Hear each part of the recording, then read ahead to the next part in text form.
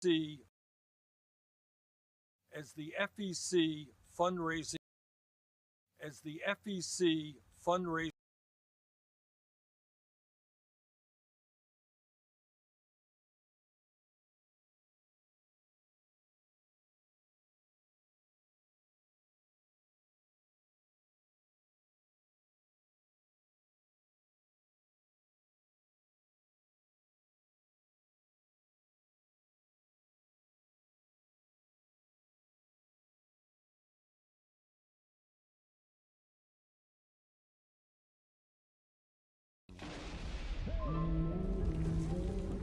I am once again asking for your financial support. I'm once again asking for you to wash your hands. I am once again asking for us to all get through this. Be on the alert, comrade. Long live the revolution. Forward to victory. Justice for the worker. Comrade, ni hao, dong chi. Our work is never done. For the proletariat, ni hao ma. Comrade, break free from your chains. Greetings, comrade. The only capitalist that can be trusted is a dared capitalist scanning for counter-revolutionary values. Results, several. This camp's dialectical materialism rating is insufficient. Filing, report. You must work harder, comrade. We are the collective. We are the party. We are Legion. Our time is now for the proletariat. This land's idea of liberty leads only to imperialism. See through the lies, comrade. Fight for the party. This land is filled with the filth of the bourgeoisie. It must be cleansed. Liberty is a farce.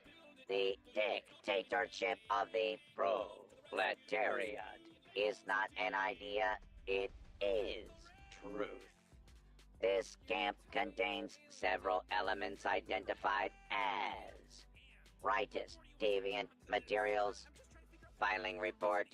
This unit has been assigned with the task of spreading the power of the proletariat. Deviant materials will be confiscated. This unit will not rest until this land beats the crimson red blood of the Workers' Party. This camp grows under the sun of communism. Well is a greedy mask that hides fascism. Crush capitalism before it crushes you. We are the proletariat. Our work is never finished. Back to work now, comrade. For you to wash your hands. I am once again asking for us to all get through this so we can leave our borrowing homes again. Once again, I am asking for my friends. Once again, I miss you. When this all ends and I can end to go down, I hope you'll join me once again. Once again. Imagine there's no Brandon, say it. yeah. No Man in the river. below us. Hey, say it. Nothing to care or for. It isn't hard to do. And no Ice Age baby. to imagine. Take your sex. I joined Zone. I broke your shit. Me, you, and everybody else is getting the shaft to satisfy the rich. Bet your ass, I'm running for president. Get me up in that White House. Something's gotta change, and it will. Shit's gotta real. once again. I am asking for my friends once again. I broke your shit. I miss you. Imagine. When this all ends and I get end to go to Koto down, I hope you'll join me once again. Once again.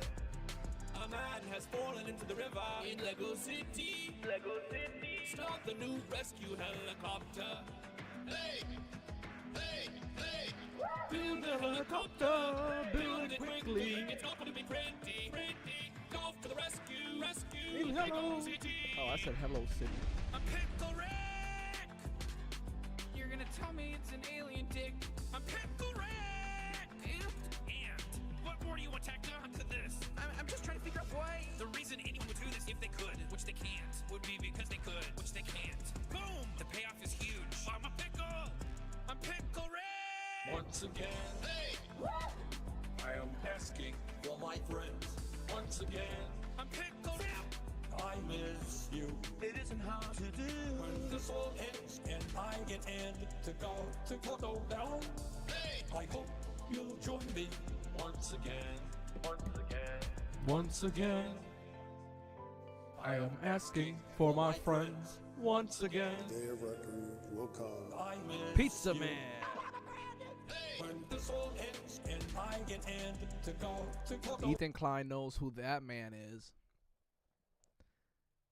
Ethan Klein knows exactly who that motherfucking Pizza Man is.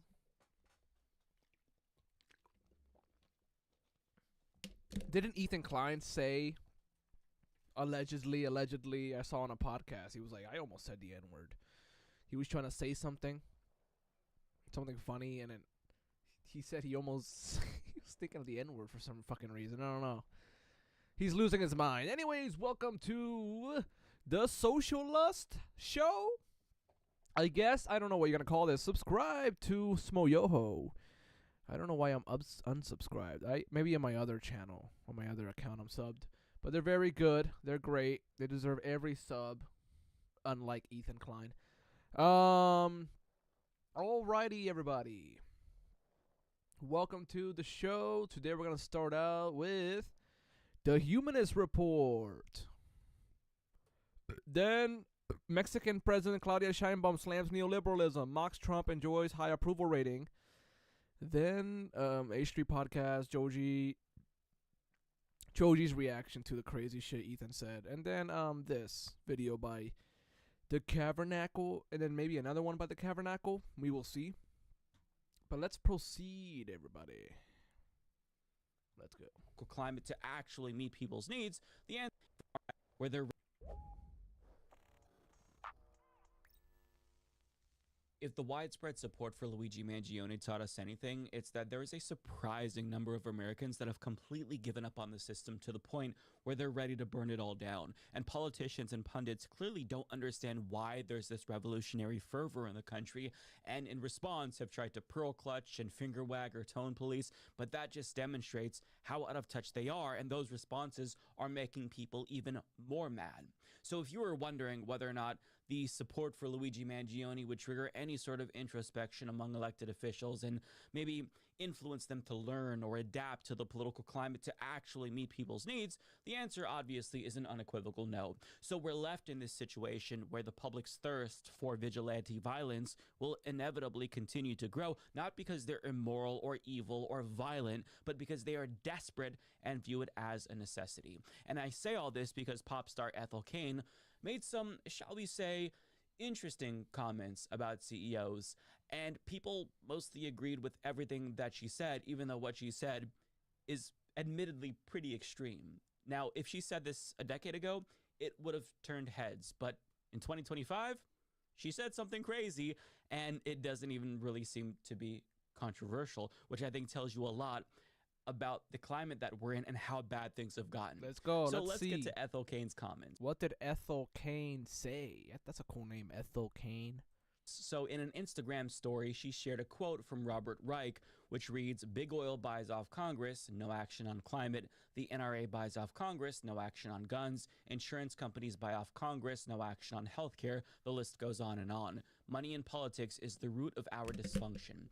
And as you can see at the top, she includes the hashtag blank more CEOs. Now, let's just pause here because Oh. if you're wondering whether or not she's talking about doing this in effigy in the video game Minecraft, well, for purposes of this video, I think that does seem to be the case. I don't think she genuinely thinks people should do this, and she's probably just saying this to be edgy and for shock value.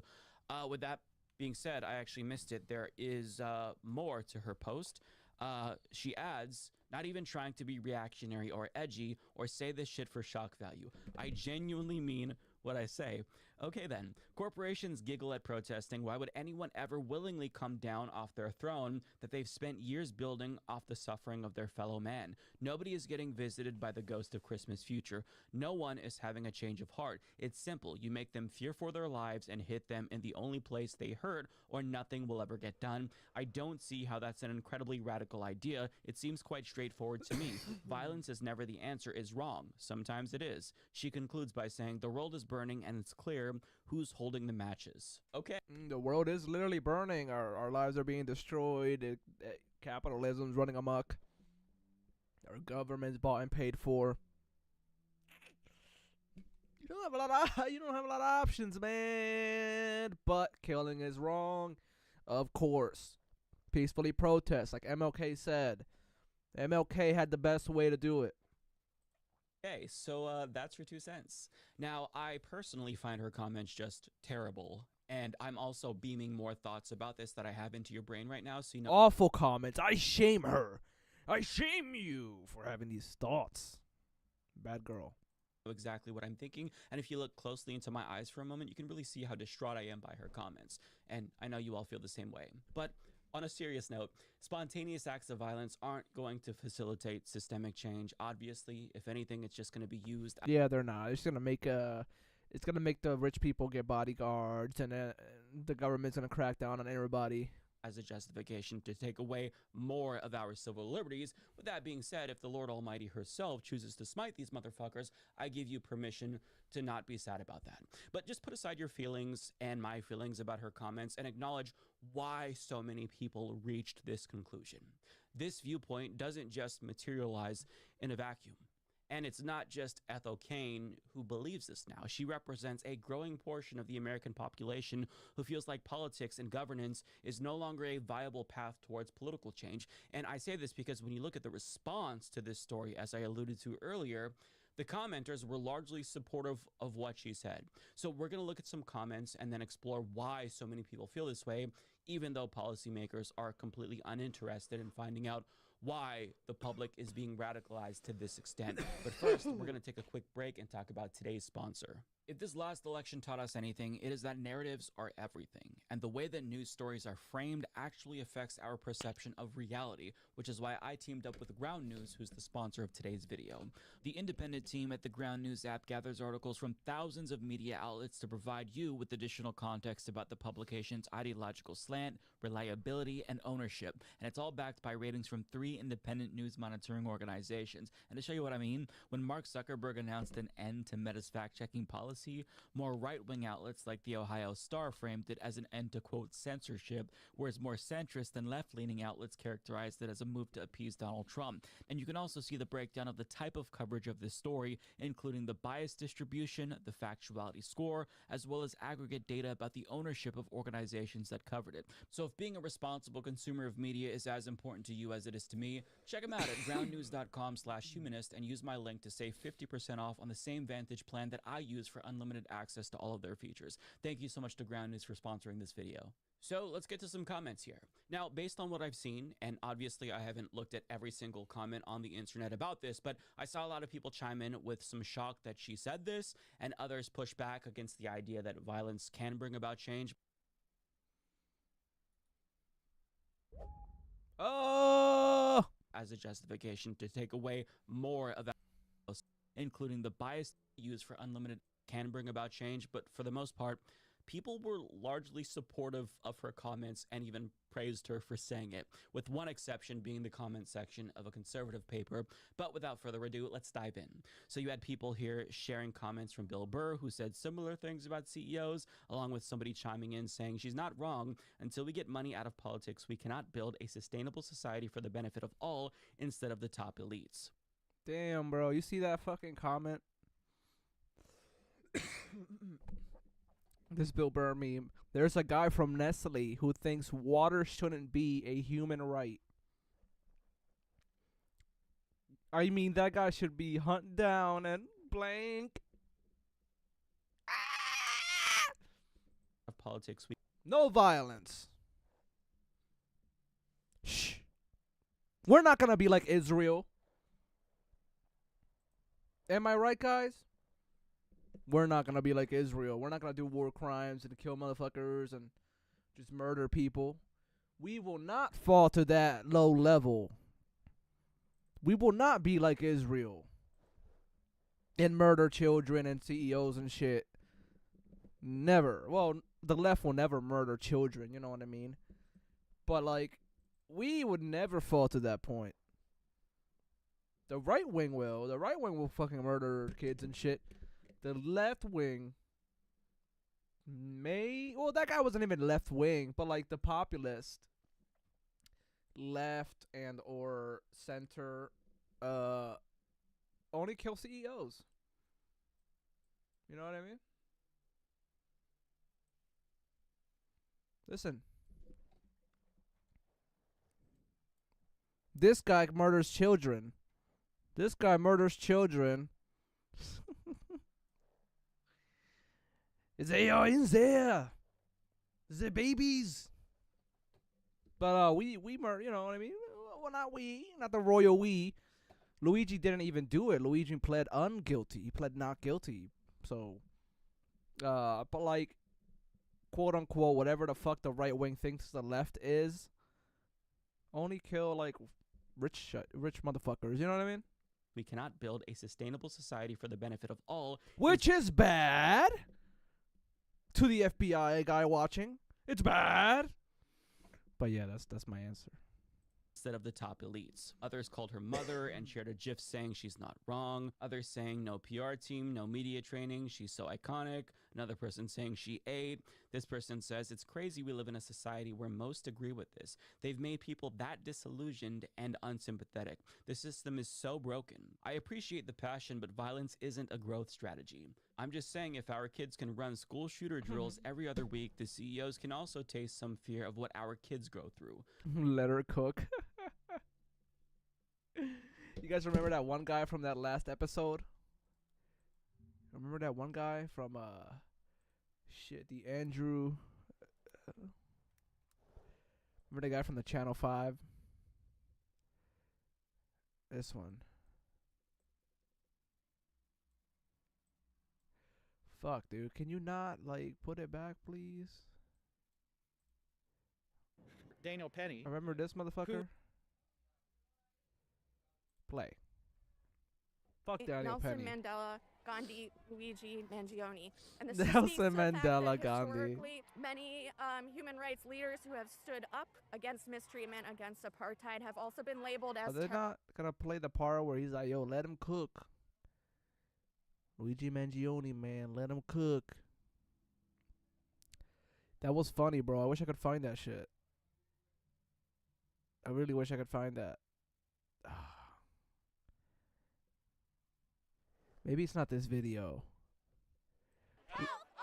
We watched another video, guys, where like there's some dude that was like, yo, Luigi Mangione wasn't finished, man. Let him cook. It was crazy. Oh, you know who that was? It was Walt Masterson, dude. It was Walt Masterson, homeboy. Here it is.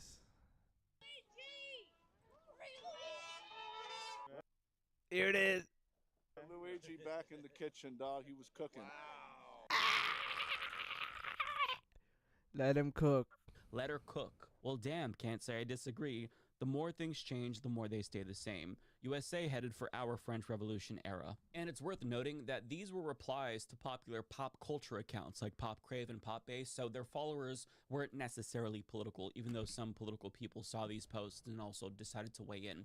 But with that being said, a lot of people weren't afraid to share their true feelings in the same way that Ethel Cain wasn't afraid to share her true feelings.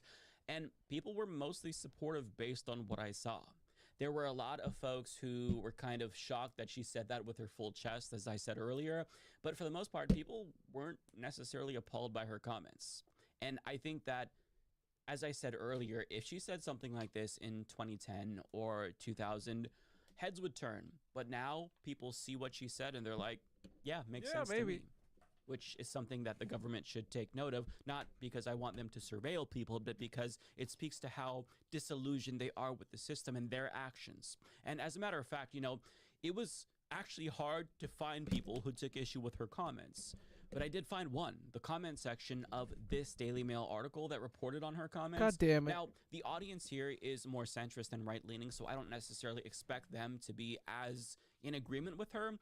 But they didn't agree. However, the reasons why they disagreed were very different than the reasons politicians and pundits wouldn't agree with something like this. And we'll explore that in a little bit, but first, let's just look at some of the examples here. Well, if she thought she was going to have a lucrative career, it's over now. Who does she think will help guide her celebrity status? Network CEOs. I noticed she didn't criticize the music CEOs or Ticketmaster, who've completely ruined that industry and made it totally unaffordable for the average person, LOL. Now, this person misses the point because even though Ticketmaster is terrible, the Ticketmaster CEO's greed doesn't lead to people dying. So, this attempt to hypocrisy burn her just misses the point. This person adds, does that include the CEO of her singing career? Now, this person actually defended the health insurance industry, which is pretty rare, but they said, who is this nobody? Of course, she is being reactionary and aiming for edginess. It comes off as blatant stupidity. The USA does not have socialized medicine. She should go back to school and learn how the country operates. I think she's mad because she knows how the country operates. They go on and talk about how, insurance is available in varying degrees of coverage and people can do what they want. It's the illusion of choice that this person clearly fell for, but there was some pushback to that comment. This person says here, I'm so glad we have this 26-year-old to guide us through this world. How did we make it this far without her? And the rest of her ilks. Deep life knowledge. Now that sentiment right there is toxic. Disregarding somebody's opinion because they're young is just...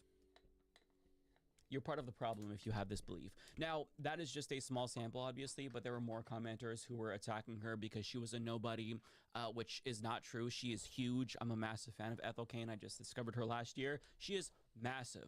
Now, there were others that were misgendering her and just generally attacking her with ad hominem attacks. But for the most part, even in more conservative portions of the internet, the response is very different than the response from, say, conservative pundits who are multimillionaires themselves. There weren't many conservatives that instinctively attacked her for endorsing violence specifically because on some level, even these conservatives in these comment sections, they understand how violent the system is towards regular people, whereas when it comes to elites in media, like Chris Cuomo or Ben Shapiro, when they saw the widespread support for Luigi Mangione, they were mostly taken aback by the support for violence because even though they're rich, they're not rich because they're consequential CEOs in industries that affect people's lives. They're just loudmouths in media, but they're still rich. And as a result, they viewed it as an attack against their collective class, which is why they had that reaction. And, there's clearly a disconnect between them and the working class right-wing viewers, because to them, the pundits, the elite class, the system isn't violent because they can't perceive of it being violent because it could never be violent to them. They have enough money to survive if their claim is denied, whereas a normal person in their audience could go bankrupt or die if their claim is denied. They can get through day-to-day life way more than like a regular human being, regular citizen can. So it's like they don't perceive the systems as violent, just like Mike said. Mike from the Humanist Report. Mike from the Humanist Report. I'm trying to sound like Trump. This is Mike from the Humanist Report. Alright, so, class status leads to two entirely different perspectives on this issue, and that's really interesting to see. Now, I'm assuming that people like Ben Shapiro are going to react similarly after seeing Ethel Kane's comments and, the support for her, but rather than being appalled, I want to challenge them to be curious and ask themselves how someone like Ethel Kane would become radicalized in the first place, and why so many working class people agree with her. That is a very important question. Think about it. Ethel Kane is a 26-year-old, and in her entire adult life, she has never experienced a government that is responsive to the people. For example, in 2020, we saw the George Floyd protests morph into a global call for action and for systemic change in American policing. Thousands of people in cities across the world demanded action in the aftermath of George Floyd's murder. And nothing happened. And do you want to know what happened? Jack shit. The party in power at the time, Republicans, responded by calling for violence against the protesters. Meanwhile, police brutalized citizens with chemical weapons, and Trump privately talked about shooting them in the legs. Now, they didn't even pretend to have any interest in addressing people's demands. Instead, they were focused on suppressing their rage and activism. And then when Democrats came to power, they didn't implement the reforms activists demanded either. And one of the main calls was defund the police. And nowadays, everyone tends to talk in the past tense about the police being defunded, when in actuality, Democratic leaders around the country increased funding for police with full-throated support of the Democratic president. Right. I mean, in a functioning democracy, when you see that level of activism in your country and around the world, and an outcry from people everywhere, and that results in just no policy change, what message does that send to people? And that's just one example. Ethel Cain is also a huge supporter of Palestinian human rights. Let's and go. we've now witnessed an ongoing genocide in Gaza for more than a year. We've seen images of children being massacred, all while our government funds it and defends it. And throughout 2024, politicians in both political parties were heckled about their complicity with this genocide, and you'd think that during an election year of all times, they would at least try to placate us, and at least pretend to care about what we want. Nope. But do you want to know what they did? They gave us the middle finger. They waved the Israeli flag in our faces in front of protesters, and both parties did this. Both parties voted to increase funding for genocide, and then both parties voted to ban TikTok in a transparent attempt to hide the genocide from us. The House just overwhelmingly voted to sanction the ICC for issuing an arrest warrant for the war criminals directly responsible for the... Wow. Such bullshit, bro. Fuck America. Fuck this country. This country is fucking full of fascist pieces of shit. We need to fucking literally take them all to the Hague, and chop their heads off or whatever they do to fucking criminals. But yeah, House passes International Criminal Court sanctions bill in response to Netanyahu warrant. Bro, fuck all these politicians. They're all fucking Nazis in hiding. Fucking pisses me off. This country pisses me the fuck off, bro. This genocide. And politicians in both parties are taking pictures with those war criminals now that have arrest warrants out for them. I'm looking at you, Cory Booker. Their response to all of us has been fuck you. And these same politicians who have been arming and funding a genocide now have the nerve to scold Americans for cheering on vigilante violence while their hands are soaked in blood. It is ridiculous. And I say all this again to say that Ethel Cain never experienced a responsive government.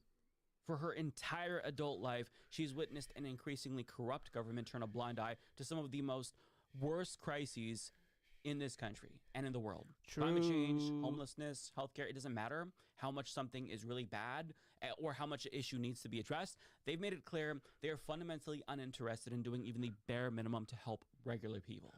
But it's not just young people like Ethel Cain. Literally everyone has watched in horror as politicians become antagonistic towards their own constituents as things get worse, which is when they should be trying to, like, at least pretend to be understanding, right? But they keep giving us the finger and spitting in our faces even more.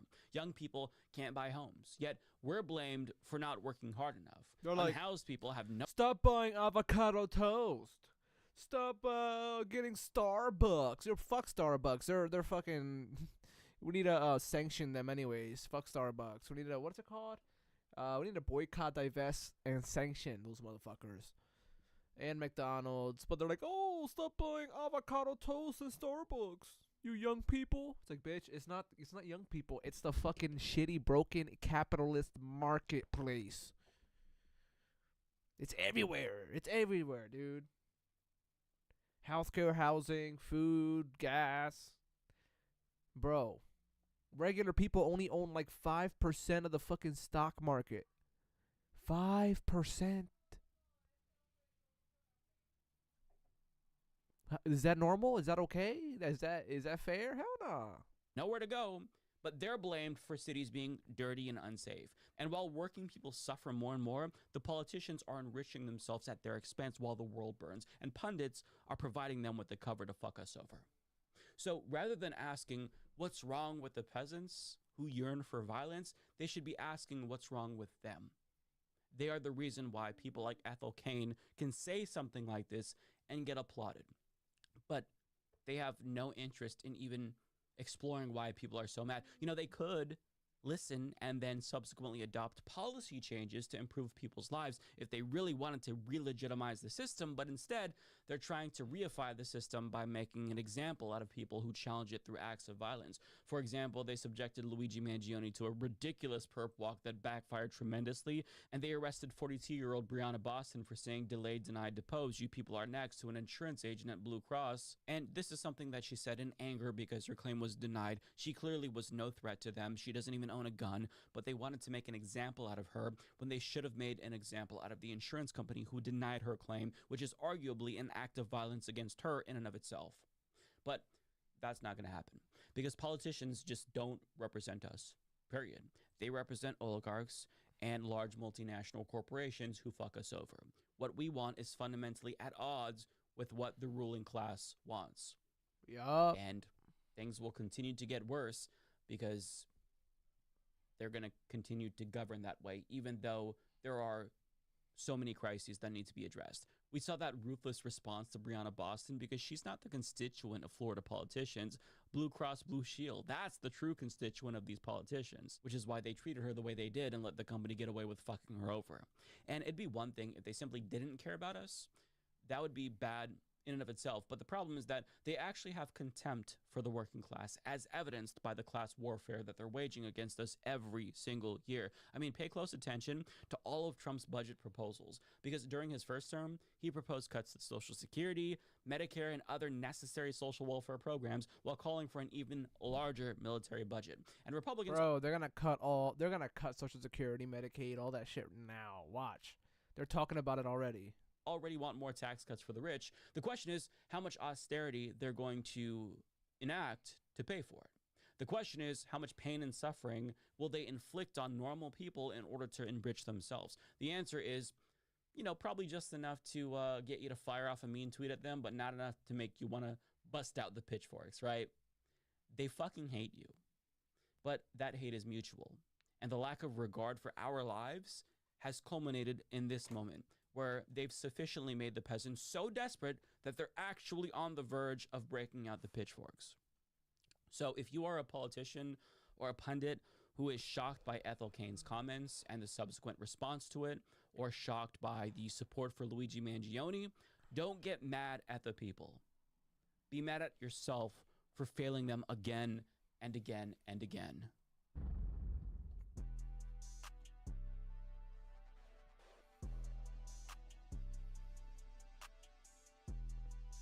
Awesome. Let's move on. President of Mexico, Claudia Sheinbaum, destroys the United States and the world order as it currently is. It's a neoliberal, fascist, right-wing, Christian, nationalist world order. Let's see what she says. No vamos a regresar.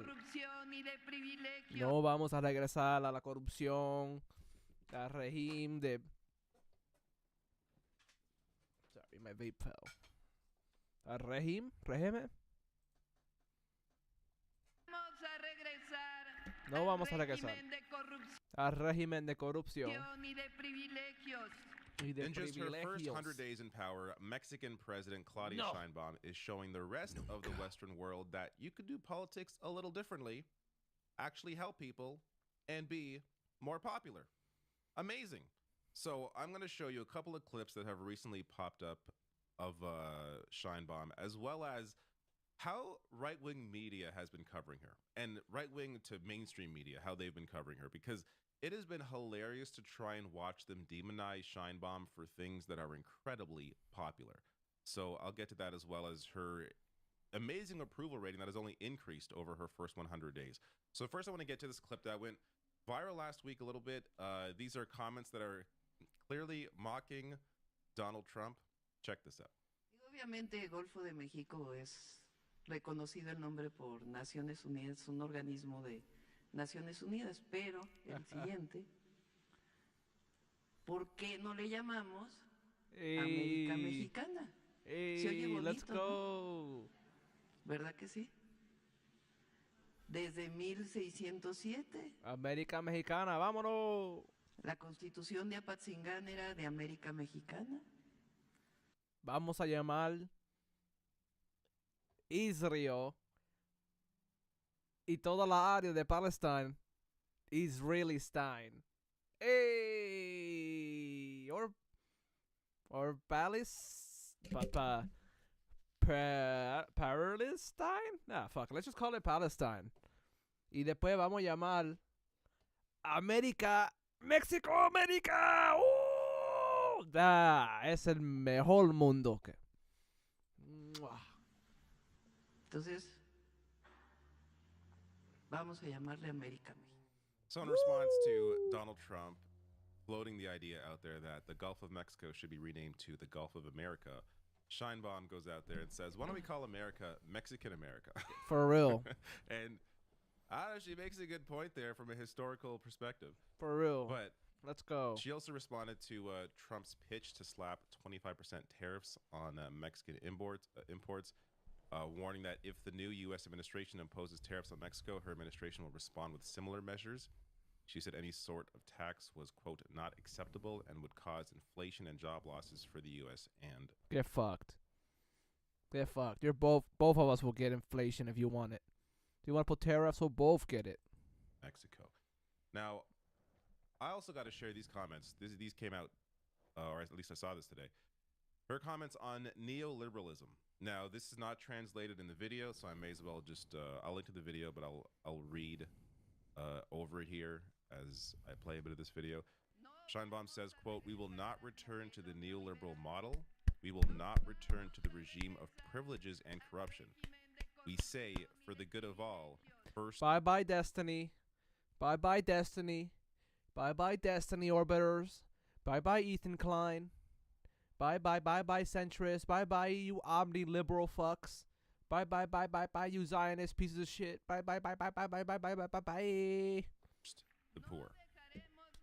Sheinbaum, once again, Beautiful. showcasing how Beautiful. she stands out from the rest. Let's and the go. Rest, I'm talking in terms of North America and the UK, how she stands out from people like Biden, Trump, Trudeau, Harper, Pierre Poilievre, potentially the next prime minister in Canada, Keir Starmer, and then, you know, Liz Truss, Boris Johnson, Sunak.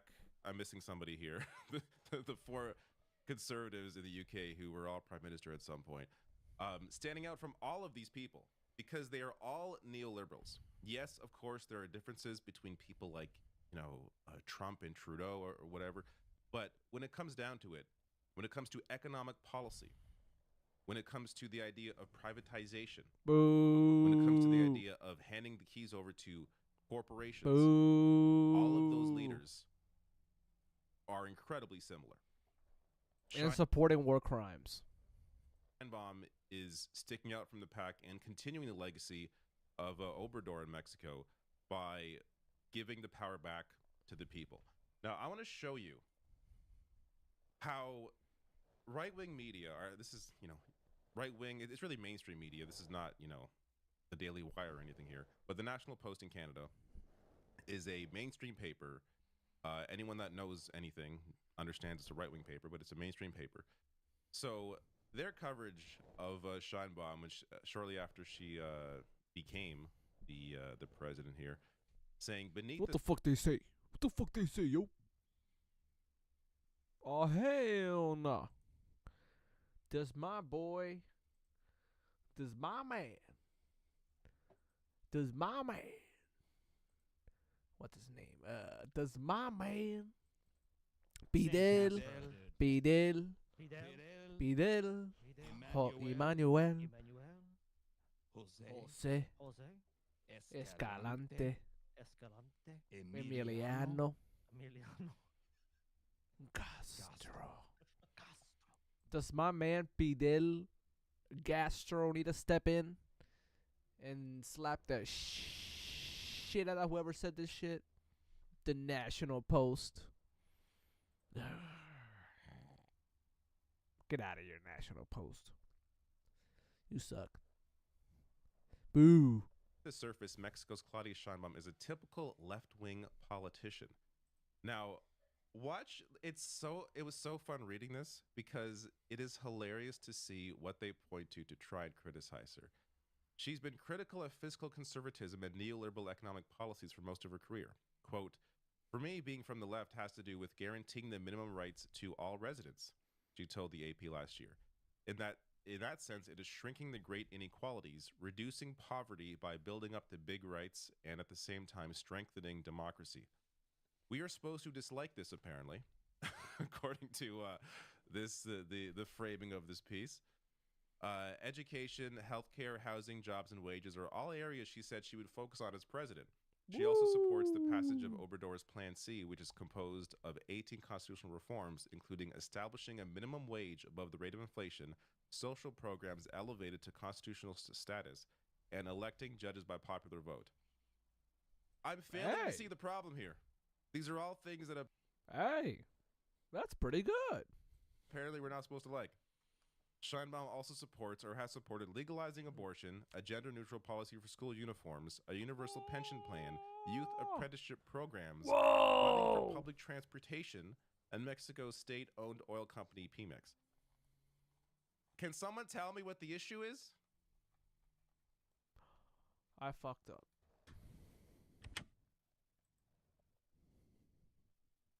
Things like healthcare, housing, jobs, and higher wages?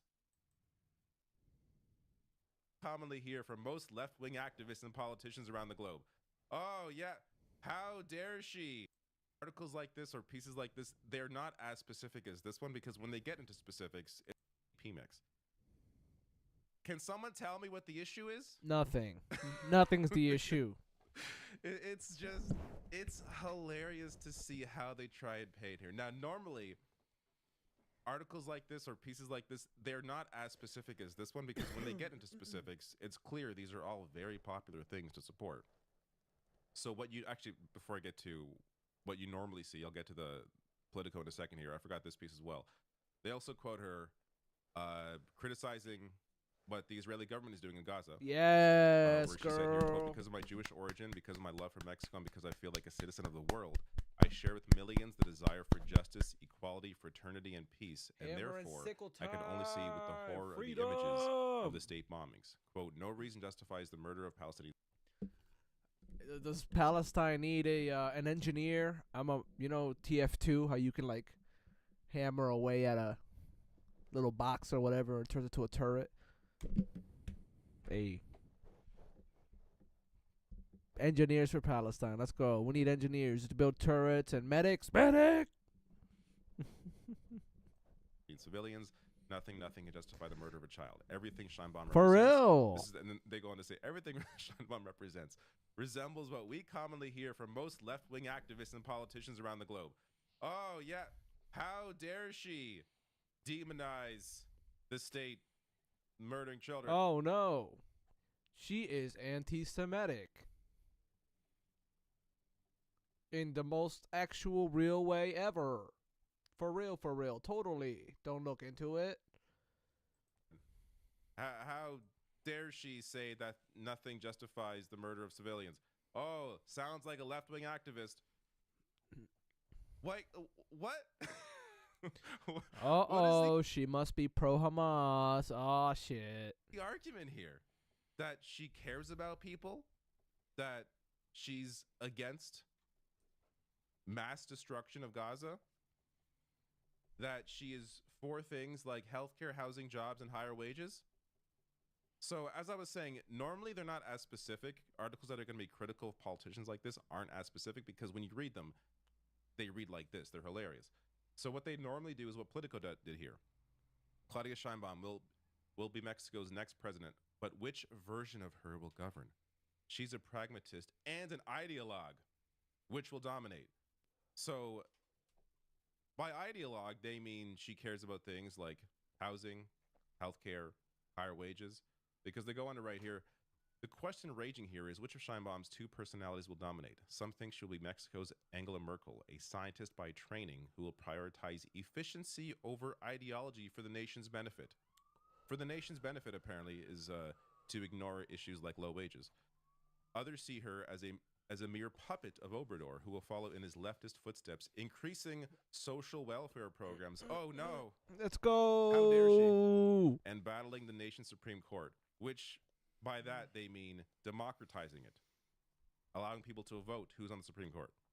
Ooh, that's like cool. Battling the Supreme Court as if trying to make her sound she's anti-democratic. No, she's trying to bring democracy into the process.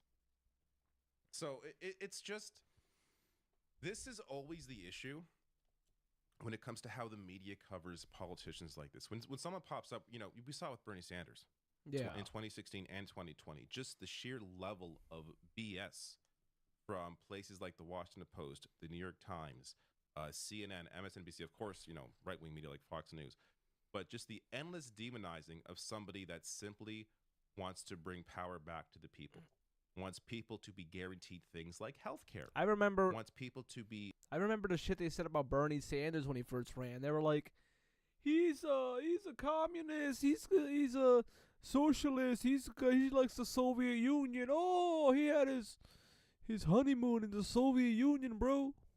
He had his honeymoon in the Soviet Union, bro. or like MSNBC Chris Matthews or Matthew Hayes, some old fuck with white hair. He was like, they're gonna line you up in Central Park and shoot you in the back of the head. Like, you know what I mean? Like some Nazi shit, bro. It's like, what the fuck do they think the left is? This is what they do. They scare the shit out of people just so they don't have to pay a little more in taxes. And it works. If they work full time, be able to afford to live, afford to buy a house. They won't shoot you in the back of the head, bro. Goddamn communists, bro. Afford rent, afford to buy food. These are apparently ideological positions or extreme positions to mainstream press. Now, as David Adler writes here, at 100 days in office, Mexican President Claudia Sheinbaum is winning record levels of citizen approval at all levels of educational attainment, even among the partisans of her opposition. Let's go, dude. If you can read Spanish, here you go. But she's a... En general, usted aprueba o desaprueba el trabajo de Claudia Sheinbaum Pardo como presidenta de México. Yo apruebo lo que ella está haciendo. Por favor, Claudia. Claudia, ayúdanos. Ayúdanos en América. Estamos jodidos aquí. Estamos jodidos. Por favor, ayúdanos. Oh my God, nos vamos a morir aquí. Tenemos fascistas, nacionalistas. Toda esta mierda está pasando. Terroristas blancos. Y estamos bombeando todo. Estamos matando a toda la gente, bombeando todo. Las leyes de guerra ya no existen. Ay, por favor, sálvenlo. That was my plea to Claudia Sheinbaum. I really want her to save us in America, please. Thank you. Apparently. I approve. Tell by the green, she's very popular. But piece here as well. She is now at an 80% approval rating after 100 days. This is a 4-point increase from last month. Let's go! Of course! Like Cenk Uygur. Of course! This is unheard of in the US, Canada, the UK. An approval rating like this. And it's because of her focus. Her focus on the power of people over special interests. So citizens value Sheinbaum's social policies most. Pensions, educational scholarships, and aid to various groups garner 41% support. Interestingly, 19% of those approving of her management can't explain why. Their survey shows 39% of households receive federal government aid. This figure rises to 80% for those over 65. Given Mexico's ongoing challenges, Sheinbaum's high approval is unsurprising. Let's go. Now, I want to be clear, it's 100 days in.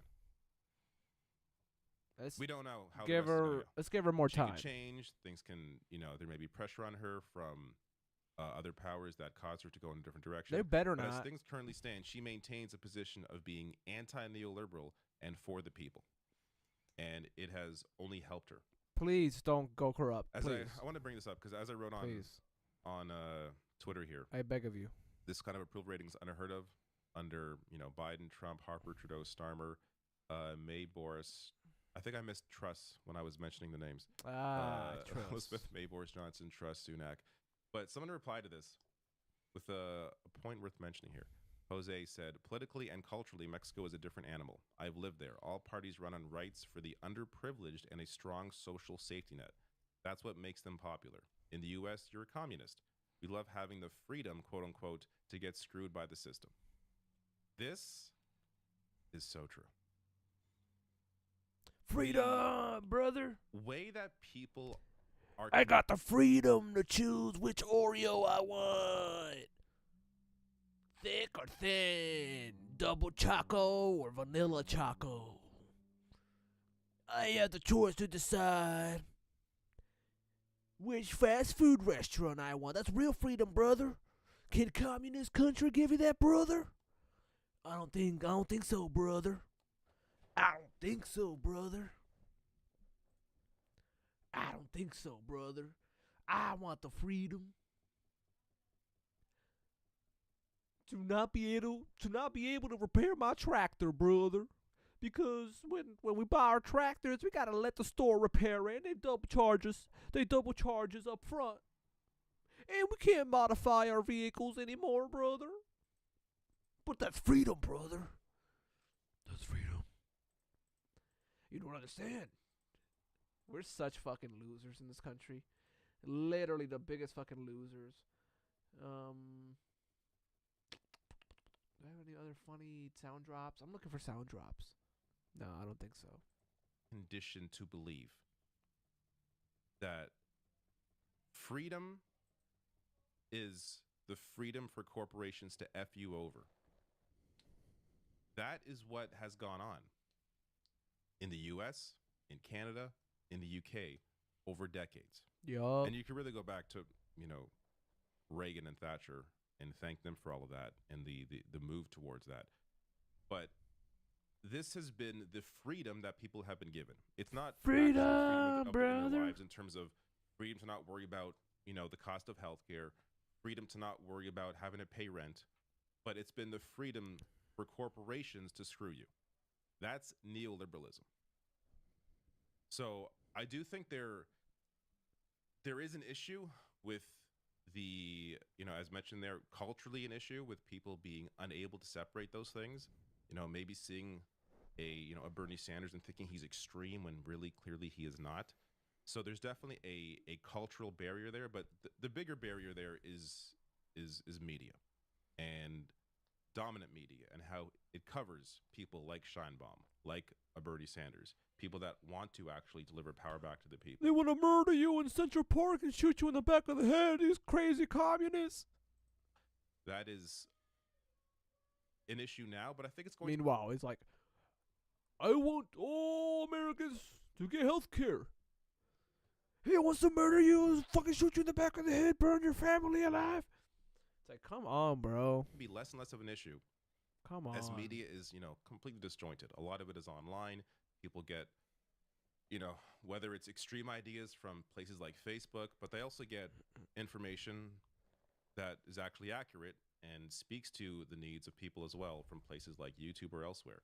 So there is more of an opportunity, I think, to grow awareness around the real path forward and helping people understand the similarities between someone like a Biden and a Trump or a Trudeau and a Harper when it comes to economic policy, and opening people's eyes up to maybe understanding that there is another path forward that doesn't have to go down this corporate aligned politics. Fuck neoliberalism. Subscribe to the Rational National. We love you all. Woo, woo, woo. Let's keep going. This is a quick clip. It is... This guy recorded it. P2 winner. This was when Joji, back in the day, when Joji was in this studio, the H3 studio, though. This is what... this is some crazy shit Ethan Klein said. And you can see Joji's face reaction. And here's fucking shitty-ass Post Malone who supports Israel's genocidal bullshit right now. Also, this is probably why... Ethan Ethan Klein stopped seeing Post. This is probably why Post Malone stopped going on this shitty podcast, because he just says wild shit all the time. Ethan, he's always spiraling, saying wild shit. So let's see what's going on here. And right before we do this, let me put in the description we're talking about H3.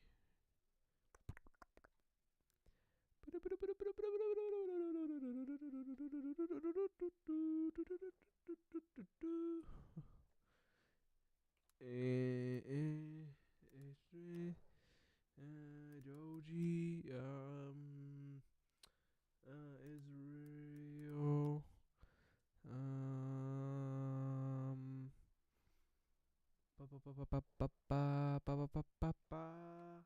history podcast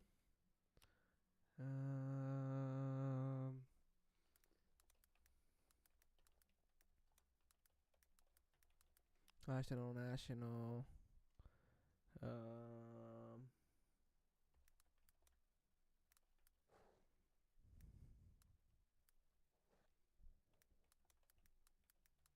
Humanist Report Tabernacle.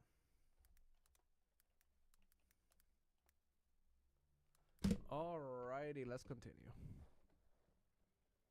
Tabernacle? I think that's how you spell it. Alright. Everything's good. Or apes or whatever, right? Our Neanderthal cousins were probably just raping like crazy. So there's definitely something like in us to like conquer men and all like that. So it's, you know, women are in a nature setting like to be conquered. Stop it. Stop. Did you guys see Joji's face yet? Look at Joji's face. Bro. That's how you know you're cooked, when Joji's like, ah! Bro, Joji looks like he literally looks like a little frog from Ethan Klein slaying the he looks like a little frog. Or ape. Yeah, that was crazy. Anyways, we're gonna move on to this. So I've been thinking about making this video for a while, and I was really wondering, like, how much effort should I put into it? I know that's a bad thing to say as a YouTuber. Like, should I really like research and go through everything to expose Ethan Klein allegedly not being as against extremism as he would say, or should I just like play the stuff I know? And I'm gonna go for that because there's other things I want to focus like a more structured video on. But yeah, basically when I made a video about Ethan Klein's crusade against Hassan for being like some sort of rabid anti-Semite, one thing that caught my eye and I found particularly hilarious, obviously someone who's a bit old. This video is about how progressive Ethan Klein is. So we're gonna see how progressive and how much a warrior he is for rights. Been watching YouTube for a long time, been a YouTuber myself since 2017. Ethan Klein said he has always been fighting extremism online, right? So this guy has been a crusader against extremism, no matter if it's left-wing or right-wing, he's just against it. And he's been like our strongest soldier against especially like right-wing extremism. So when he has heat for the left, that's just him being like a real great fighter against radical elements on both sides. So I have the post here, right? And this is just so insane. So he was talking about, you know, Hassan just being an extremist.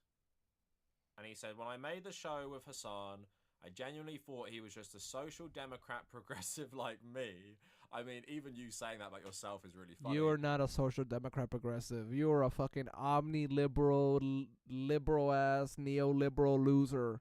Piece of shit, apartheid state supporter. I had no idea his politics were so radical. That's my fault. 90% of the time he's shitting on Republicans, and that's what I had seen, but his politics are like a Trojan horse, a veneer of reasonability with extremely radical views hidden within. The cracks began to appear when we started talking about Ukraine, Taiwan, and Tibet. Once I noticed, it all began to fall apart. I'd be interested to hear like your problems with what he said about Tibet. I hold myself accountable for anyone from my audience that was radicalized by him, which is why I'm doing what I can to undo the damage. I've come to see Hassan as MAGA for the left. spinning alternate realities to fit the dogmatic view of the world. As someone who's been fighting extremism for many years, absolute fucking lie and just so funny. Funniest thing he's probably ever said. I cannot look the other way when it comes from my side of the aisle. Absolutely insane. He thinks Hassan is like some, far left extremists. But let's just start with what he went on to say recently. Him and Hila Klein praised Yoav Galant, right? And Ethan said, well, I don't know much about him, before going on to then defend him calling Palestinians animals as he started to justify the invasion Right, of Gaza, right? let's go. You got the clips. You got the clips. Somebody get the clip. A lot, and BB's become a lot like Trump. Yeah, so. BB's his guy. They're like homies. BB's celebrating last night. Just the other day, BB fired a really good guy that a lot of people are pissed about. Oh, really good guy. Oh, really good guy got fired. A really good guy lost his job yesterday. Oh, boo-hoo. Poor good guy. What a great guy. The guy that said that we should cut off all power, food, electricity, water. And he fired him because they had a disagreement, and that's like so Trump coded. Well, he was like a moderating voice in the war room. Yeah. And he got rid of him, or at least a more moderate voice. I don't know anything about the guy. Just recognizes. If you don't know anything about the guy, then shut the fuck up. Stop talking about it. Sure.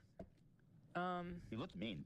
I thought he was mean just because he looked mean. He is mean. It's not. So he goes on to defend not only his wife for saying this, but defend some of the horrible things Galant has said, while saying that Hassan is purity testing people who might be secular and still support Zionism, right? If they are like you, then yeah, he should be purity testing anyone who thinks like this. So he says, Hila doesn't know a lot about politics, but she knows that Galant is opposed to Netanyahu and wants to end the war. That's why she said he's a good guy. He wants to end the war. She's right that it's objectively bad that he got fired. I mean, I wouldn't say that. And then a quote where Galant called Palestinians human animals and saying there will be no electricity, food, or fuel. Yeah, that's fucked up. Human animals. Like, you might as well call them rats at this point. You might as well just say some fascist Nazi shit. They are rats. Or whatever the fuck the Nazis said. Which is actually like a war crime. Like, he's saying, I'm going to do war crimes. This is on October 8th. Ethan defends this, saying, this quote is from the 8th and it's a direct response to October 7th. I think it's reasonable assumption that he was talking about the Hamas militants that killed civilians. Either way, this is the guy in his war cabinet that wanted to end the war. And he was just fired. If you care about war ending, then you agree with Hila. Already, that one thing is more extreme than anything Hassan did than you agree with Hila. Already, that wanted to end the war. And look at the shit that H Street is like sharing. It's like some fucking straight up German weird ass. It's probably not a bad thing what it says, but I'm assuming it is. Wagen. That's what that sounds like.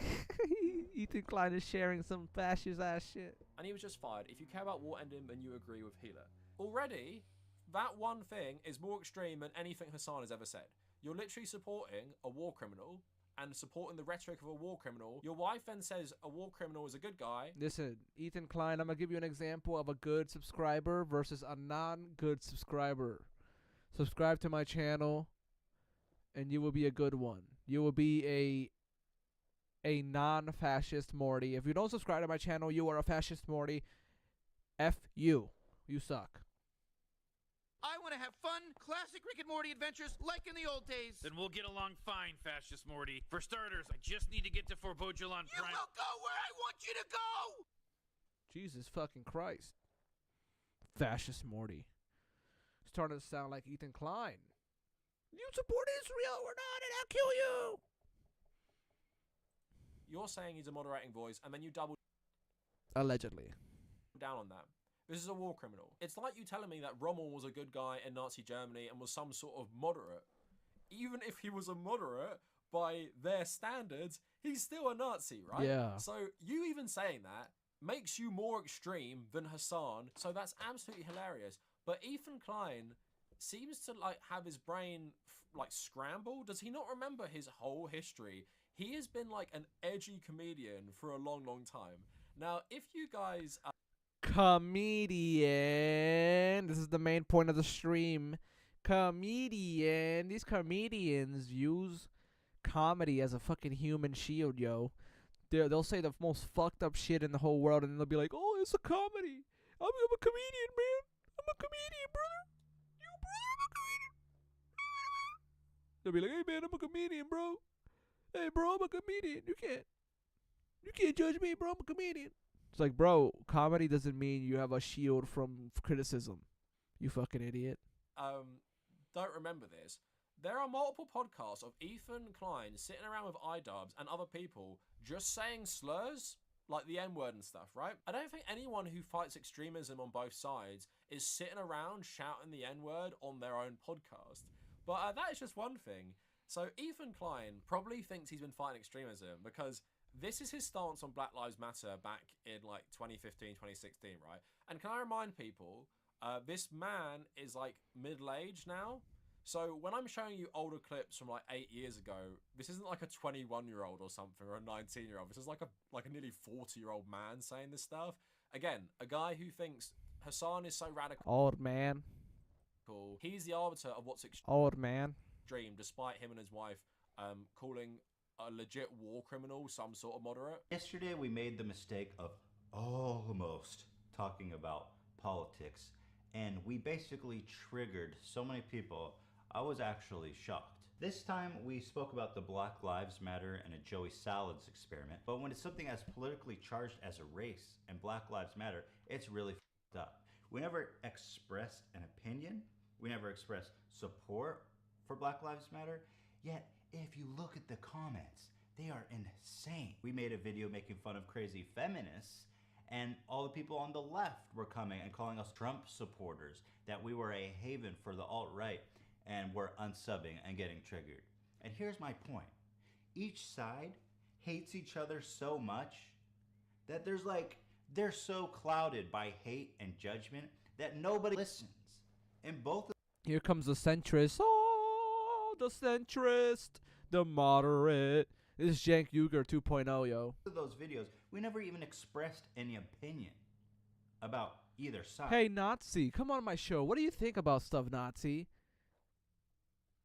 Left-winger disagrees with the Nazi. How dare you disagree with the... He's just spouting his opinion. He's a Nazi. Leave him alone. Why you gotta call him that? This show is about rational thought. It's about cutting through the bull, whether you're on the left or the right. This is not a politically affiliated show, and it never has been. We're about cutting through the bullshit. In this climate, it's like, you can't say anything anymore. Each side, the left and right, see each other as the devil, not as like human beings with compassion and people who are worth listening to and trying to understand. Because Joey Salads faked an experiment, and they couldn't even handle the thought of us not absolutely blasting Black Lives Matter. We didn't say a word of support, but the fact that we didn't blast them was enough for them to unsub, downvote the video. You're welcome to hate Black Lives Matter. I don't like a lot of the shit they do either. But you want to base your beliefs on a fake social experiment? At least if you want to hate Black Lives Matter, which is perfectly fine. God bless you. Do it on something real. Okay? Go find a real reason. So can I just remember the words Ethan Klein used? I have been fighting extremism for many years. Here is him basically trying to be a centrist between Black Lives Matter and racists, and basically saying, I don't have an opinion either way. I'm the centrist in this, and Black Lives Matter, you know, I have problems with them as well. Is Black Lives Matter back then, were they considered extremists? I mean, I guess they were if you were right wing. But yeah, that's where he's coming at it from. Like, I am the center, both sides are bad. And that's back in 2016. Again. Bro, I hate centrists. I hate centrists. From Shank Uger all the way down to Ethan, all the way to the fucking Democratic Party. They all fucking suck. I hate centrists. They all suck. They all capitulate to the right. Ethan Klein is not a progressive. He's a lying sack of shit. He should jump in the fire. JK. Fighting extremism for many, many years. So he also had this podcast that seemed to love platforming mostly right-wing people if they got political. He had Jordan Peterson on twice, and of course they were like shitting on the left. Now, I would always have considered Jordan Peterson an extreme voice. People who didn't back in the day were just deluding themselves. I've made videos, I think like one of my first controversial videos I made in 2017 calling Jordan Peterson like a legit misogynist, right? Yeah. So he's always been more extreme in his views, and even though he used to be able to phrase it a bit better, like what he was talking about, I would always say he was more extreme than Hassan at the very least. So if you've got a problem with Hassan now, you'd think you'd always have a problem with Jordan Peterson, But not nope. getting him on your podcast to agree with him loads. To be fair, back in 2017, I would definitely say Ethan Klein could have changed by then. But if you're making the point you have fought extremism for many, many years, Bullshit. then I'm using your own standards. Many, many years. I consider many, many years to be like, let's say 7 years. Let's use that metric, right? But here's an even worse one, right? Ethan Klein was big friends of JonTron back in the day. They used to work for him, or Ethan Klein used to work for him. Now, of course, the only good thing Destiny ever did on the internet was debate JonTron. True, the omni-liberal. That is the only good thing he did. He just went like mask off, like full fascist, like not even trying to dog whistle really, literally just saying the most like unhinged far right stuff. But because the internet was different back then, everyone just acted like it wasn't a big deal, but this guy just outed himself as like a legit 4chan like poll user, basically. Support all of the poor people, because poor whites commit a lot of crime too, disproportionately compared to wealthier whites. That's just not true. But okay, wait, you can hold on, say wait. You don't think that Well, poverty... yeah, of course. Well, yes. Okay. In relative terms, to yes. in relative to wealthy whites, yes. Sure. You're correct. Okay, so do you think that poor blacks probably commit more crime relative to wealthier black people? They do. Wealthy blacks also commit more crime than poor whites. That's a fact. Wait, what? What? Yeah, look it up. Where is these movements of Mexicans trying to get, Texas to go back to Mexico? What? When you have these illegals coming up and getting so bold to say, try deporting me, Trump, people see themselves, I'm assuming, as Mexican. I don't know that they come here and the soil magically turns them into Thomas Jefferson's direct descendant. So why is it that white people, especially white Americans, why do they need to be Thomas Jefferson's descendants, you fucking racists? Their own displacement is racist. Because you're talking about displacement. But don't worry, once he did this, Ethan Klein, the extremism fighter, gave him a platform on his podcast where they had like a nice friendly chat. And they even talked about this. They even talked about him going full mask off fascist. And many, many years extremism fighter who praises war criminals. What did he have to say about this? Let's see. I'm sure people want to know about this. So let's see Ethan Klein, the extremism fighter. Sorry, I can't talk. It out of the way, because I haven't talked about it since then, for good reason. I don't really want to get into this. It's a minefield of sorts. I'm not going to go back and nitpick everything I said and qualify it or anything. All I'm going to say is that, yeah, in that moment, I was, going into something that I needed a lot more time to prep for. I just went in guns blazing because you get a little arrogant sometimes, I guess. You think, like, I'm going to take this guy to task. But, obviously I understand, like, why people had the reaction that they did. So, I felt bad about the incident in a sense, but, like, I also just feel bad that we can't talk about these things without witch hunting each other. I feel bad that we can't talk about this racist shit without witch hunting each other. I feel bad. I can't feel bad. I support Israel's genocide. I support the genocide of the Palestinians. Oh, why can't we talk about this? Why can't we talk about this in public without me getting, yelled at because I'm a genocidal supporting piece of shit? I don't like it. I don't like Mexicans like this guy. Oh, why can't I talk about this in public and people not make fun of me and call me mean things? Like, bro, these people always play the card, the little scared. I'm scared. I'm a little innocent little Nazi. I'm a little innocent little Nazi, and I'm scared. I'm so scared. You can't talk about things in public no more. It's like, come on. Right. Because, that's weirdo. basically my full statement. Okay. I mean, do you feel like you said some things that you regret? Yeah, I could have phrased a lot of that better. Well, let me just say for the record, like, that I disagree with a lot of the stuff you said, But we can still be friends. I think, like, if you genuinely feel a certain way, or some people genuinely feel a certain way, the correct way to deal with it is not to, like, prevent them from saying it. Yeah, we've been seeing a lot of that. We should be able to talk about it. Like, even if someone's like, Jews should die, fuck all Jews. Ethan Klein, the extremism fighter. They should be able to say it. It's okay to say it. Why are you guys shutting him up? Why? Let him say it. What's wrong with that? What about that? It's bad. They're just ideas. Like, yo, you're such a dumb bitch. I strongly disagree, but I think that we should still be able to talk about it. I mean, I don't know. It's so tricky. Like, we should still be able to talk about how all the Jews should die, like this guy said. Like, what? You should not be able to talk about that. That's crazy. This is centrism for you. If you guys want to know what a centrist is, here it is. It's tricky. By the way, is it an impossible task for someone as a fan of, if you say something they really disagree with, is it an impossible task for them to be like, I'm trying to get in the mind, I really disagree with that. I hate what he said, but I still love him as a person and as an entertainer. I guess that's a timeless question. I mean, it's. I don't think it's a stretch to say the current social climate's insane.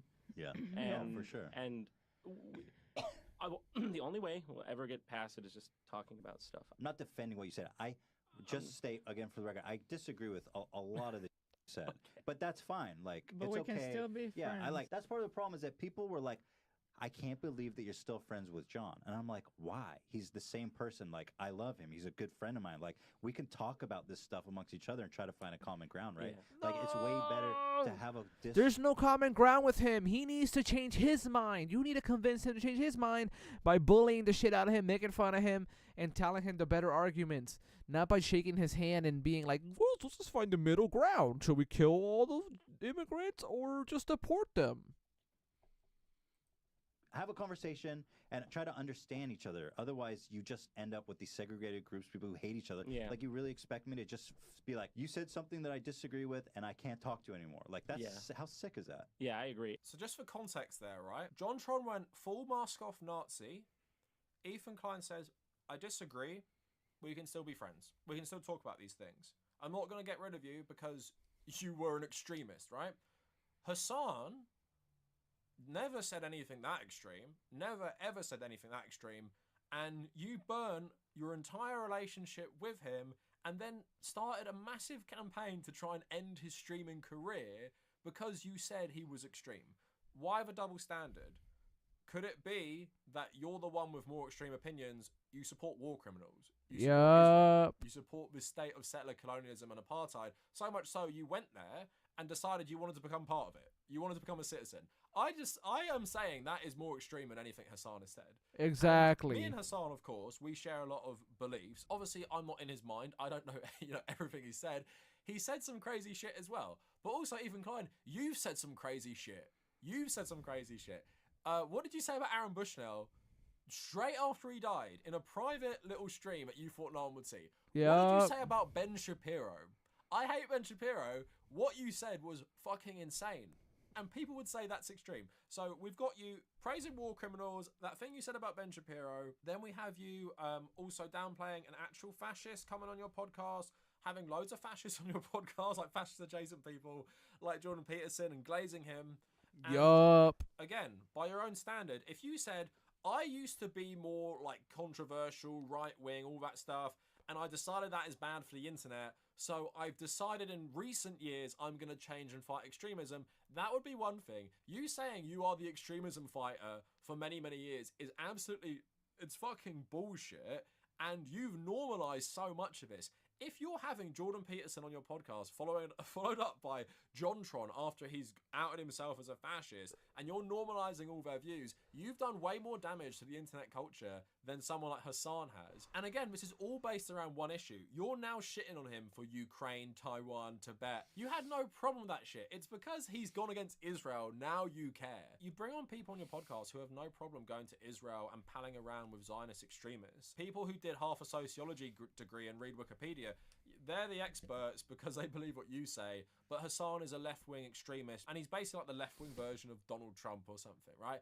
Absolutely insane. And the fact that you think you have any moral high ground on extremism, building your career on edgy humor, building your career on racism against black people, which included saying the N-word loads, building your career on platforming some of the most toxic people on the internet and downplaying how bad they were, building your career on just being like some edgelord comedian who said way more extreme things than most people on the internet, only to turn around and start calling Hassan an extremist because he criticizes Israel, while you're praising some of the architects of what happened in Gaza as moderates. If you think Yoav Galan is a moderating voice and what he said on October 8th wasn't bad, what does that say about your own politics? You're not some sort of moderate. You're not some person who has any high ground on morality in politics. Nope. You're basically someone who's had their brain broken and has been spending too much time talking to Destiny fans and Destiny because people are challenging your ideology where, yes, you joined the Israeli state voluntarily because you like what you saw. And now people are calling you out for that.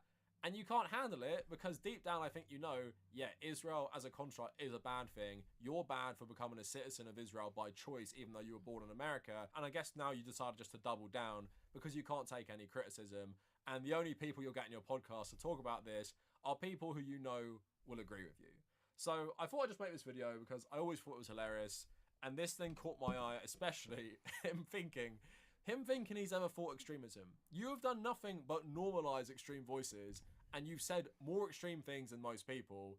You have no moral high ground. Even if Hassan was some crazy radical Maoist, you have no high ground on him at all. So that's it for the video. No moral high ground. No moral high ground, you loser. You fucking loser. Let's watch one more video by our boy, the Cavernacle. Is this Joe Rogan one? It's really good. And then we're done for today.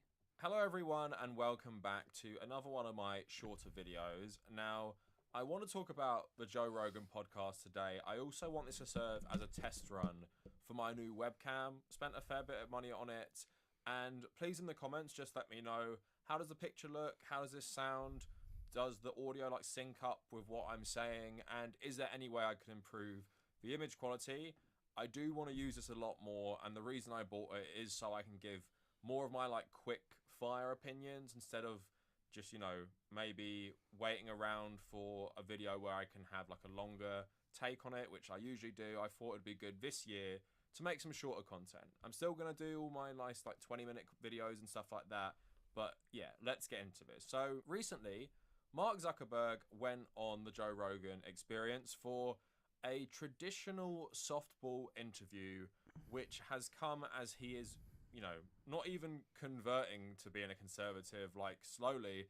It's been like pretty stark at the end of last year and the start of this year that he just wants to be a conservative now. And I actually made a whole video about this 3 months ago, where he basically was telling everyone he regrets his liberal past. He regrets Facebook, like, removing COVID misinformation during the pandemic. Like, he regrets that. He thinks that's a bad thing. And out of all the, you know, terrible things Facebook has done, and it has done many terrible things, I don't think trying to save people's lives by removing COVID misinformation from your platform is actually one of those bad things. But it tells you everything that he regrets this. And whether he's sincere or not, we can debate that. It's pretty clear he's going in the libertarian direction, which has a lot of history in Silicon Valley itself. Now, he also did something that Joe Rogan loves. He's talking about like moving offices to Texas, where, you know, they're going to get more favorable treatment from the conservative administrations in Texas. Now, I don't want to talk about the Joe Rogan, Mark Zuckerberg interview in detail. More, I want to talk about, like, what the fuck even is the Joe Rogan podcast anymore? Because it's just a right-wing shit tank show. It's like Shark Tank, but for right-wing fuckers and losers. Just a free glaze fest. And as someone who used to listen to it like 10 or so years ago, maybe like 8 or so years ago, it used to be a podcast where you could listen to a lot of celebrities and maybe some weird like nutritionists or voices talk about random shit. And Joe Rogan's appeal was that he was really well connected and he could get these people on his shows. Now, something he also used to do politically was he would get people with different politics to come on his shows and talk politics. So Tulsi Gabbard, Bernie Sanders, David Pacman, Cenk Uygur, I think Anna Kasparian, like more like liberal people. Back then, of course, Tulsi Gabbard was pretending to be a liberal. They all went on and gave their perspective on like universal healthcare, Medicare for all. And the Bernie interview was a big success because lots of people realized he was just like a pretty average guy and not some scary communist, which they've been brainwashed to believe that some sort of Stalinist or whatever. And the discourse after the election... That's what I mean, bro. People are dumb as fuck. They get fed lies and just eat it up. ...was like the left need their own Joe Rogan because Joe Rogan is so influential. I spoke about that and I said that is like massively overblown compared to like actually trying to improve people's material conditions, which the Democrats don't even promise. But at the same time, I will admit there is something about the Joe Rogan experience, for Americans especially, that helps normalize both fringe voices and helps promote like terrible people.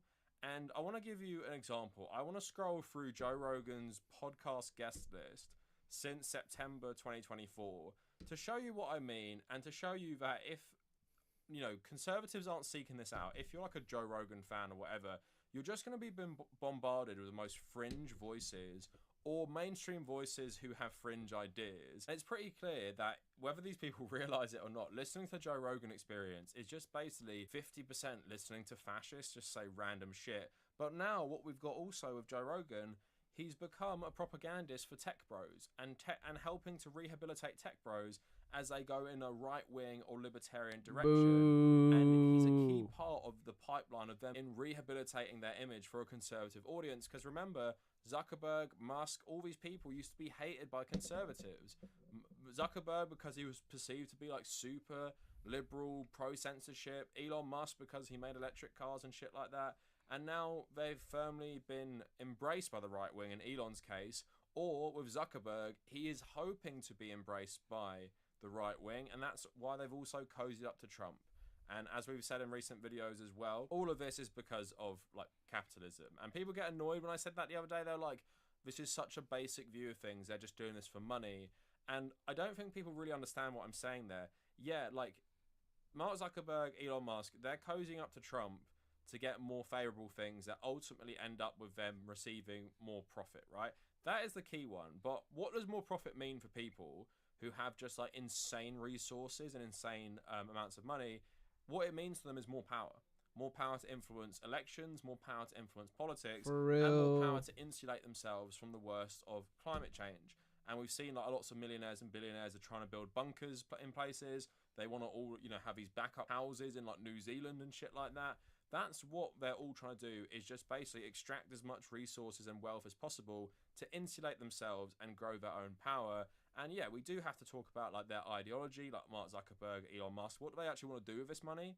I think with Zuckerberg, it's not that complicated. With Musk, he's just unhinged, so maybe he does want to do some weird sci-fi shit. Again, I thought I'd just point that out, and this is why it's important to assess these Bro, things. we are totally headed towards a cyberpunk-ass type future, dude. Watch.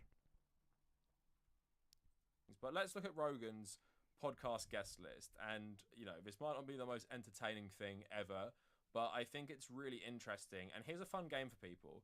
As I show you this, I'm going to obviously admit when I don't know someone, but I am going to look out for any left potential guests. Is there anyone on this podcast who is...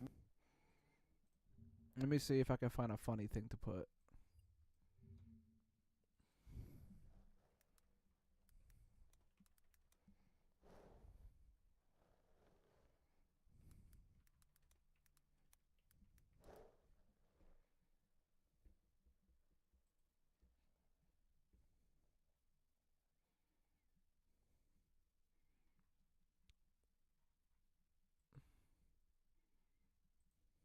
It's time for the moment you've... Not a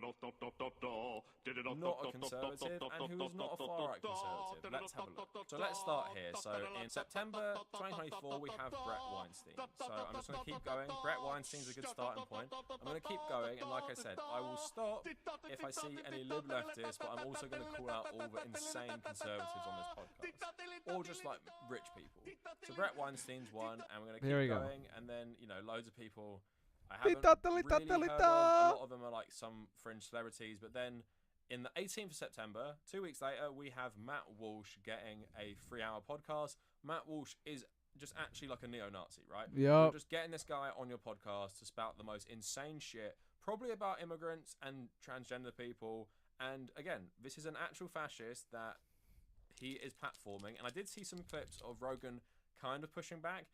That's only because this guy is so fringe and so dumb with his takes. Like, he says the most crazy, fast shit, like it's absolutely normal. So even someone like Rogan is a bit like, you're just a freak. But at the same time, it's still like a softball interview. So let's keep going. We have Sean Ryan, who's a former Navy SEAL and CIA contractor. We're just looking at some more people. Again, I don't know everyone here. We have someone in the MMA, which is pretty standard. Various other celebrities. Someone who's a wildlife biologist. That's pretty typical old Rogan fare. So Brian Cox is the only one who could maybe be perceived as like a liberal. Not that he's known for like liberal politics. He's known for obviously his physics stuff. But that's maybe one person I would say so far I could say could actually be perceived as liberal. But then on the 26th of October, we have Donald Trump, who obviously got both a softball interview and then Joe Rogan actually endorsed Donald Trump. Then we have Francis Foster and Konstantin Kizin. This is the guy who called me out on Twitter because he made a video saying communism is worse than Nazism. And I said, anyone who thinks that is actually a fascist. They're the only people who think that. And him and Jordan Peterson dogpiled me on Twitter because I said that. That's the type of person he gets on. Followed up, after having Donald Trump on, he has this guy. Then he has J.D. Vance. Oh, Fetterman. The most pro-Zionist politician in America. And then Elon Musk. Look at that list. You have Donald Trump, Konstantin Kizin, J.D. Vance, John Fetterman, and Elon Musk. And the small caveat, of course, as well, they're all like absolutely huge Israel supporters. So that's another thing. You're normalizing some of the most fervent Zionists in the elite of America. Elon Musk is one as well. So again, think about what the Joe Rogan podcast used to be. Might normalize fringe ideas. This is normalizing like establishment, evil ideas, really establishment far-right voices that are taking over American politics. Someone called Dave Smith, who's a libertarian. Theo Von, who is like more conservative. Like, I get, you can maybe say that's just a pretty typical Rogan guest. I'd agree. But he's also someone who's had like all these same guests on his show as well. And that's followed up by another insane right-winger. Evan Hafer is a Special Forces veteran and the founder and CEO of Black Rifle Coffee Company. And then again, maybe a bit of a throwback, you have someone like Josh Brolin, and I might be interested in that. If this was like 2018 or something, like I want to hear him talk about playing Gurney Halleck in Dune, but I just don't want to support Rogan in any way or give him any like views or listening hours. And again, another Silicon Valley tech millionaire, I think he might be a billionaire, Mark Anderson, again like normalizing this insane wealth. And then again, just more insane right-wingers, John McPhee, widely known as the Sheriff of Baghdad. Quentin Tarantino, another like more anti-woke, obviously very pro-Israel as well. But if we keep going up, you just have like other celebrity guests. And we have Rick Perry, who used to be the governor of Texas and used to be in the Trump administration. We have Theo Von on again. And then to top it all off, we have Mel Gibson and we have Mark Zuckerberg. So oh my God. Although you might have the old like standard Joe Rogan fare, people who love conspiracy theories, people who love UFO conspiracy Bro, just a lineup of trash, of literal garbage theories, people who are like super into wolves and stuff, like talking about wolves. You have all that stuff. What you have front and center is prominent, extremely rich conservative voices absolutely dominating this podcast, because that is what this podcast is for. It's for normalizing the voices of the ultra rich and normalizing these conservative ideas. And let's remember, the conservative movement right now and their ideas, if you look at Mel Gibson or Elon Musk, they're basically all fascists, right? So I'm not saying everyone who listens to Joe Rogan like completely agrees with this stuff, but if you're not very smart, you don't have very good critical thinking skills, you watch the Josh Brolin one and then you keep watching, what are your politics going to be like if you're easily impressioned? Because Joe Rogan, and I've said this for a long time, is a terrible podcast host because he's dumb. And although that might be part of his charm when he's interviewing someone eccentric, when he's interviewing smarter people and more sinister people who have a lot of money and are using his platform to rehabilitate themselves and normalize themselves to the public, and like Mark Zuckerberg is doing in this interview, trying to rebrand himself to be a friend to conservatives, that's why he's even on Rogan in the first place. It just shows you what this podcast has become.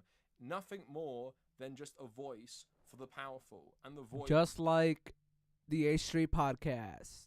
Ba-dum-ba, bitch. It's for the rich who probably are making everyone who listens to this their lives even worse by just ruining America. And yeah, we all know Joe Rogan makes a lot of money on this. Daniel Eck, who owns Spotify, obviously paid him a lot of money to do this in the first place, and he's a terrible person as well. So although Joe Rogan might have started this podcast as just like a dude bro thing that might represent like the interests of your everyday like manly man, it's pretty clear that's not what it is now. It's just rich propaganda, and there is no real redeeming qualities to this. And you know, I don't think you could really listen to this guy and say, well, I'm just watching it for the Josh Brolin interviews. You know what I mean? Like, there is just so little of that now. It's just so overrun with like US Army veterans, Republican governors, Republican politicians, the President of the United States, the Vice President of the United States, the head of Twitter, and the head of Meta, which owns basically all social media. And Joe Rogan's given them softball interviews so they can spread their message to his massive, massive conservative primed audience. And the one thing I'll say with the left-wing Joe Rogan conversation, what is just so depressing about this is just the insane reach this guy has and how much he could be a force for good, like he was for a brief moment at the start of the COVID pandemic, where he platformed this expert in like viruses and stuff who told everyone what to expect. That was one good thing, because he helped people really feel like it was all going to be okay one day if we took the proper precautions, and then only to, within the pandemic, start using his platform to rail against all these precautions that this guy advocated for on Joe Rogan's podcast, only for him to become radicalized into some sort of, I wouldn't call him a grifter because he's not obviously taking political positions for money, but he just radicalized himself by everyone he talks to. And it's clear the agenda of the Joe Rogan podcast is to push conservative voices and to whitewash the images of like the world's supervillains or America's supervillains like Zuckerberg and Musk. So that is it for the video. Let me know how this looks, let me know how this sounds, and if you made it this far. It sounds good, homie. Sounds great.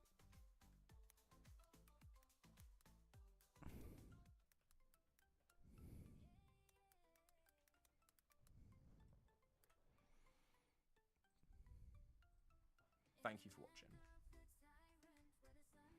Hey, hey, hey. Watch this shit.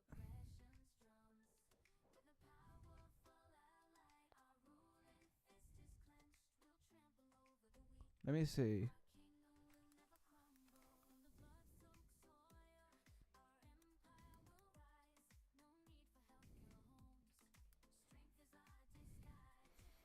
I want to find a video of Joe Rogan, progressive.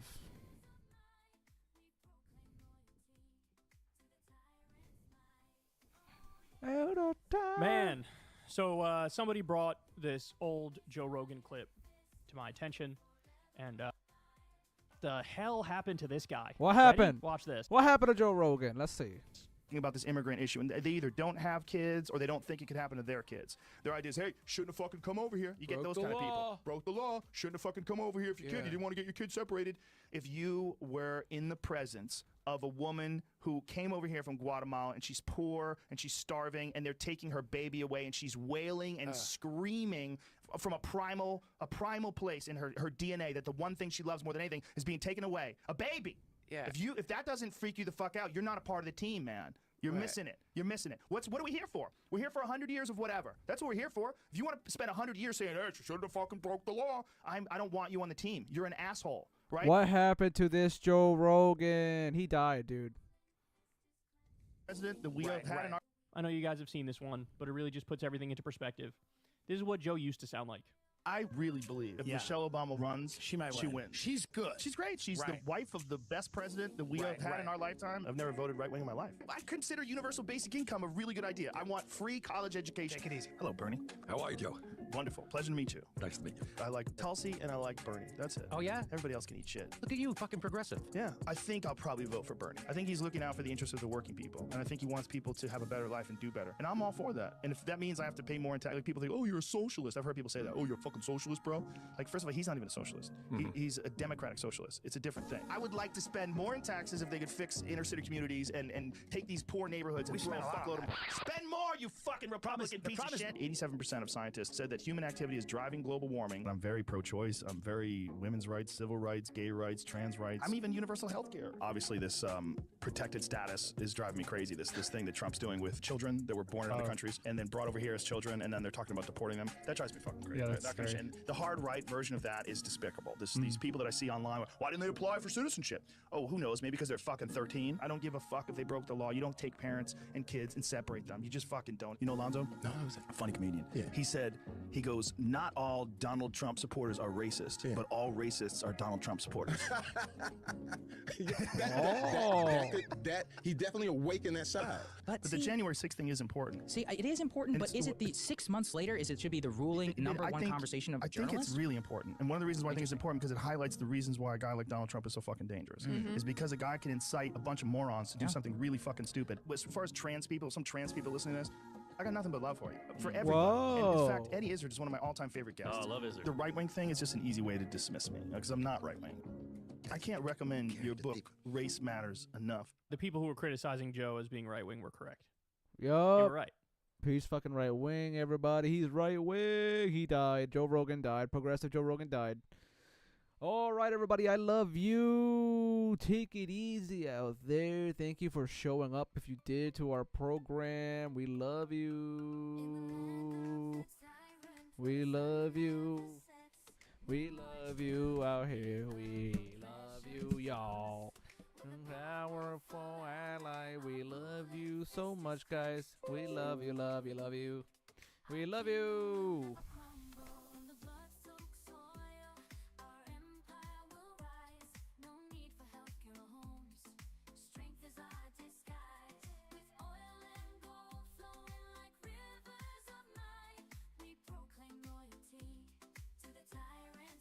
Be on the alert, comrade. Long live the revolution. Forward to victory. Justice for the worker. Comrade, ni hao, dong chi. Our work is never done. For the proletariat. Ni hao ma. Comrade, break free from your chains. Greetings, comrade. The only capitalist that can be trusted is a dared capitalist scanning for counter-revolutionary values. Results, several. This camps. Dialectical materialism rating is insufficient. Filing. Report. You must work harder, comrade. We are the collective. We are the party. We are Legion. Our time is now for the proletariat. This land's idea of liberty leads only to imperialism. See through the lies, comrade. Fight for the party. This land is filled with the filth of the bourgeoisie. It must be cleansed. Liberty is a farce. The dictatorship of the proletariat is not an idea, it is truth. This camp contains several elements identified as rightist, deviant materials. Filing report. This unit has been assigned with the task of spreading the power of the proletariat. Deviant materials will be confiscated. This unit will not rest until this land beats the crimson red blood of the Workers' Party. This camp grows under the sun of communism. Wealth is a greedy mask that hides fascism. Crush capitalism before it crushes you. We are the proletariat. Our work is never finished. Back to work now, comrade. Bow down to the power, feel the burning flame. Oh yeah, we're the force that cannot be tamed in this nation ruled by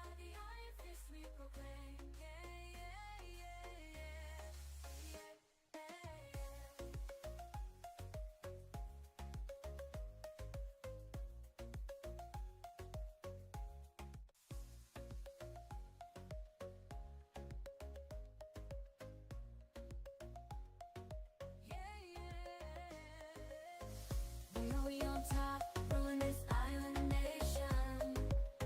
With power and might, dating your salvation. Oh yeah, the anthem bears, raising the flag so high. Under the shadow of our capitalist ally. No need for your fear, we're too strong to fall. Our strength and wealth, the envy of them all. Oil gold, who needs homes when we have power? We're untouchable, reverend every hour. Yeah, march to the anthem of the tyrant's reign. Oh yeah, bow down to the power, feel the burning flame. Oh yeah, we're the force that cannot be tamed. In this nation ruled by the iron fist we proclaim. Yeah, yeah, yeah, yeah, yeah, yeah.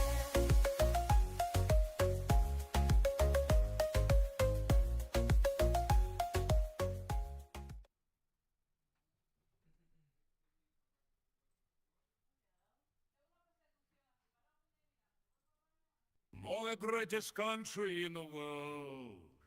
All of the countries are at my little girls. Cuba, number one exporter of sugar. All of the countries have inferior sugar. Cuba, home of famous cigar. It's time in my capitalists all around the world. Cuba, Cuba, a very nice place. From the hills of Guantanamo to southern Havana. Cuba, friend of all except America. They're very nosy people with gold up their ass. Cuba, industry best in world. We invented coffee and the shaving knife. Cuba, Cuba, you very nice place. From hills of Guantanamo to southern Havana. Congress, mighty penis of our leader. From junction with the testes to tip of his face. Cuba, Cuba, you very nice place. From hills of Guantanamo to southern Havana. Congress, mighty penis of a leader. From junction with the testes to tip of